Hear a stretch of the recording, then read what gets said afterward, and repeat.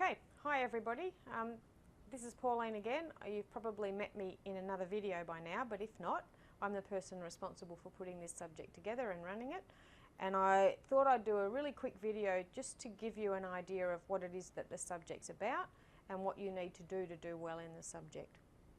So if you have a look in the subject learning guide, it tells you what the subject's about, but just to refresh your memory, because I know most of you probably won't read the subject learning guide in any degree of detail. What the subject is about is teaching you about human-animal relationships, but also about critical thinking.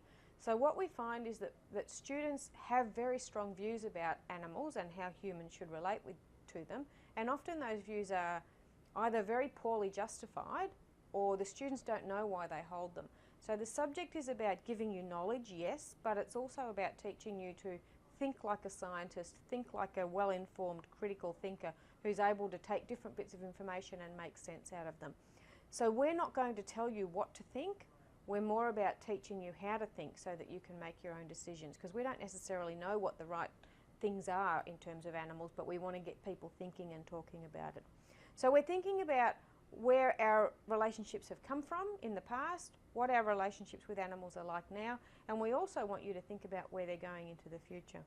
So without the subject, what we do is give you a bunch of theories that you can work with, a bunch of ideas that you can think about that people have used to explain and explore human-animal relationships, and then we get you to use those methods of inquiry to think about other issues. And we're really about developing practical solutions to problems, because the world has a lot of problems in terms of human-animal relationships, and we want you to think about what you feel in terms of those problems, whether you can contribute to them, how we should be looking at building our future. So what we're hoping is that by the end of this subject you will have your own well-developed ideas about human-animal relationships, and they may be completely different to what my ideas are. That would be fine. But whatever your ideas are, whatever your attitudes are, we want you to be able to defend them, explain them, understand where they've come from. That's what the subject's really about. So if you have a look in the subject learning guide, you will see that there are a bunch of what are called ILOs, or intended learning outcomes. That's what the subject is in a administrative sort of perspective. That's what we're trying to achieve with the subject.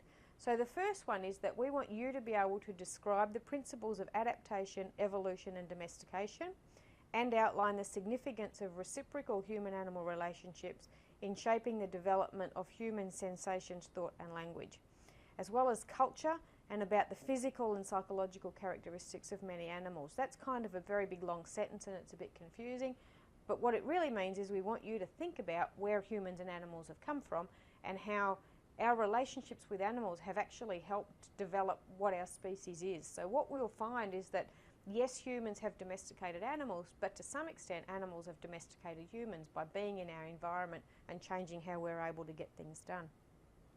We also want you to be able to critically evaluate many of the current roles that animals play within our society. So we use animals in terms of promoting human health and well-being. We use them for education, we use them for sport, we use them for recreation, we use them for entertainment. Some animals are just plain in the way and we wish they were gone. Some animals compete with us, some of them carry diseases, some of them attack us. Every now and again in Australia we have somebody killed by a shark. We want you to think about all those things and think about, well, where do animals fit? What are those relationships like? How do we understand them in terms of our bigger picture? And then we want you to think about the costs and benefits of having animals in our community. So it looks like they're not going anywhere fast. Potentially these days you could create a city without any animals in it. I think that would be a bad idea, but I want you to think about that. And I want you to think about the sort of value that animals have. You know, if we're thinking about conservation and saving wild animals, are we doing that for the sake of the animals, or are we doing it for the sake of us feeling better about not having wrecked the environment? So we want you to actually, really think hard about some of those issues. And then we want you to know about animals in general. So, a lot of people these days grow up without actually having many animals in their lives. They watch them on television, but they don't really understand them. So we want you to think about things like the behavioural and cognitive and emotional abilities of animals. Do animals feel pain? Some of you will think, well, of course they do. Well, how do you know? Right? Where's the evidence for this? So we want you to develop an evidence-based understanding of what animals are like, and think about the sort of research that's going on. There's a whole lot of research going on about cognitive skills in dolphins and dogs and parrots, and we want you to just jump into that a little bit so you understand where some of that's going. And then we want you to use the knowledge that you obtain through the course to think about current issues. So think about whether, whether we should be intensively farming animals or not intensively farming animals, whether we should be taking a whole lot of fish out of the ocean to feed our pet cats, or whether we'd be better off having herbivores as pets. A whole lot of issues like that we want you to think about. And one of the other things we want you to do is think about cross-cultural perspectives. So what you will probably know is that Australia differs from other countries. Some countries eat dogs, whereas we think that they're companions. Some countries think that cows are religiously really important, whereas we're quite happy to eat cows and take milk from them. We think differently from Japan in terms of whale meat. There are all sorts of different human-animal issues that are culturally specific, and we want you to appreciate that a little bit more than you probably do now. In terms of meeting those intended learning outcomes, so that's the things we want you to be able to do, how can you demonstrate that you've done that? The subject is a little bit different because we do most of it online, and we do that for a reason, because we think it's a better way to do it. Not to save money, we think it's the best way to teach this stuff. So what we've done is we've got a whole lot of subject content online. We don't have any lectures, we have non-lectures, and you do about equivalent of 2 lectures a week, but you do it online rather than attending lectures. The subject content is divided into 3 modules, so there's Module A, Module B, Module C, and Module A is really about our history with animals, Module B is about where we currently are, and Module C starts to look into the future, and each one of them runs for about 4 weeks. So they have 8 topics in each. All of the content for each module will be available in a chunk at the start of the module, so you can either do the whole module in the first week or you can spread it out over 4 weeks. What you can't do is leave the whole lot till the end of semester and then cram for an exam, because there is no exam.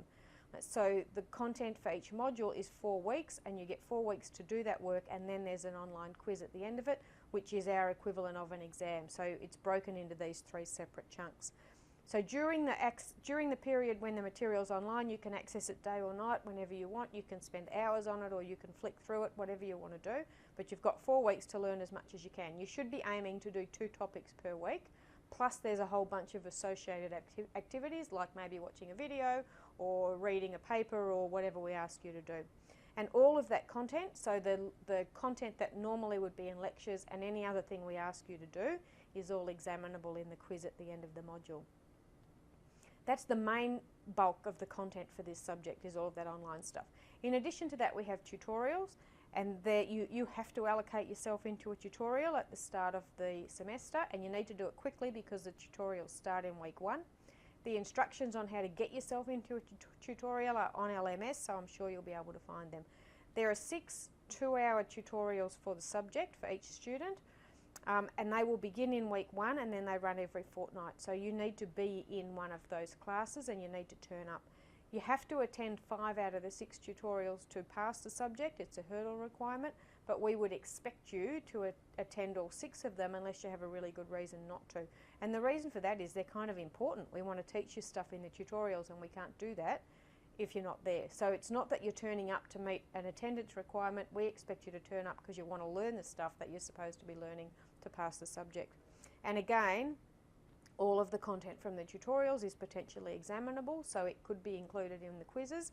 And one of the really important things about the tutorials is some of them, quite a lot of them, have work that you have to do before you turn up to the tutorial. And often that will be watching a video. So we'll ask you to watch a video in your own time online, and then we'll discuss that video in the tutorial. So it's really important that you've watched it before you turn up for class, and in fact you will get marks for having done that. So part of your assessment for the subject is the fact that you come to tutorials prepared, ready to go by having done the work that you were supposed to do before you get there. So don't let that go. We also have a bunch of discussion forums. There are discussion forums on LMS where you can get on and discuss the content and ask questions, answer questions, talk to people, talk to other students. They're fairly loose sort of discussion forums, and they won't be very well monitored by staff because we've got too much else to do. In addition to that, though, there are discussion forums about assignments, about specific content areas where you might have questions, and they're the ones that we will monitor regularly. And if you've got questions about stuff, that's where you should put them on those discussion forums, because then we can respond. We don't have time. We've got nearly 400 students in the subject. That means that we don't have time for individual emails about content. You should only be emailing staff members if you've got personal problems that are preventing you from doing work or something like that. Any questions about content, any issues with the course should go on LMS, because then we can find them and we can take it in turns answering them. So there will be consultation times where you can contact staff about personal issues. Everything else should go through LMS. What will happen is that I will also run a live chat once per week, and you'll be able to log on to that in that chat hour and ask any questions that you've got. Now I'm going to record those chat sessions so that if you can't make it, you can still get onto it, and if you want to send me questions before the chat session, you can, and I can answer them. The chat sessions only work if students turn up, so if nobody turns up, there will be nothing recorded, so don't expect that other people will do all the work for you. If you've got questions, you have to make the effort to log in and talk to me about them, and then I can explain stuff to you.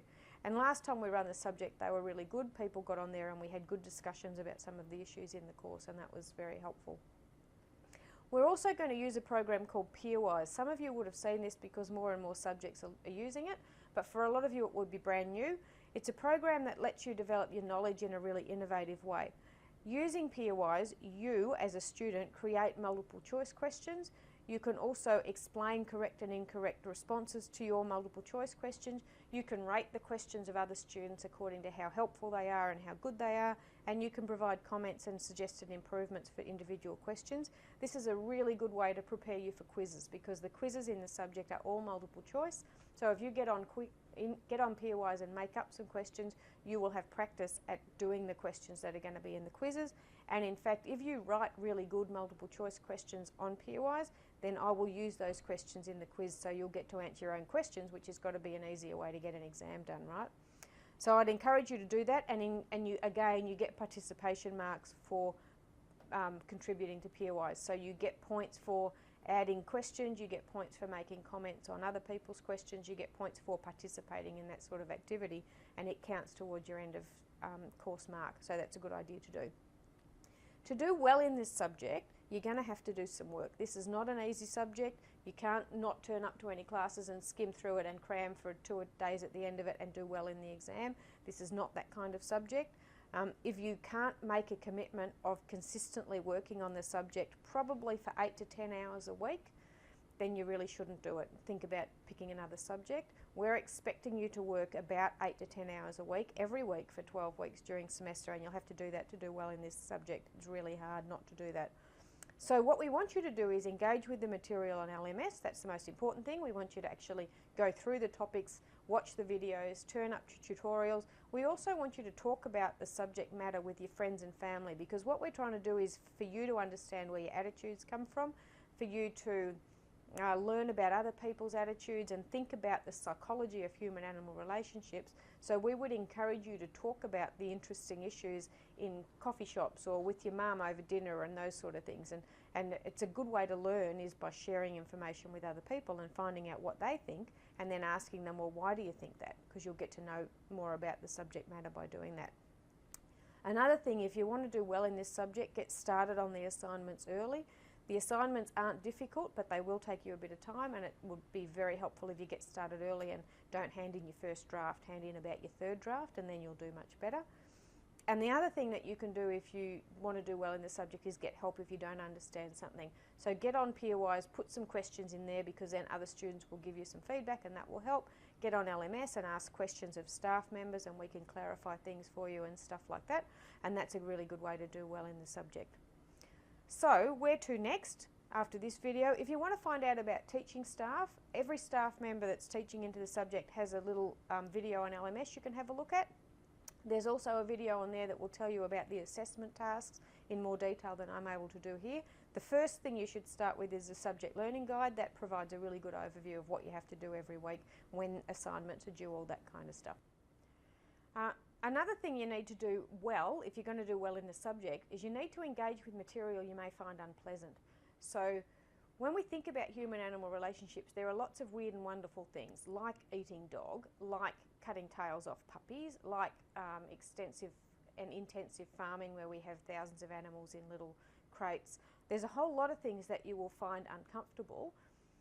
And what I would encourage you to do is not just tune out and don't engage with it, but instead of that, think about, well, why is this uncomfortable for me? Why does it bother me that people eat dogs and it doesn't bother me that people eat pigs? And really think about that issue and be prepared to be a little bit upset by it, a little bit confused by it, because you know some of the things that I do with animals I don't think are necessarily the best thing, and it's good for me to think about those sort of things. So you will find stuff throughout the course in the reading material, some of the images particularly, you may find disturbing, you may find confronting.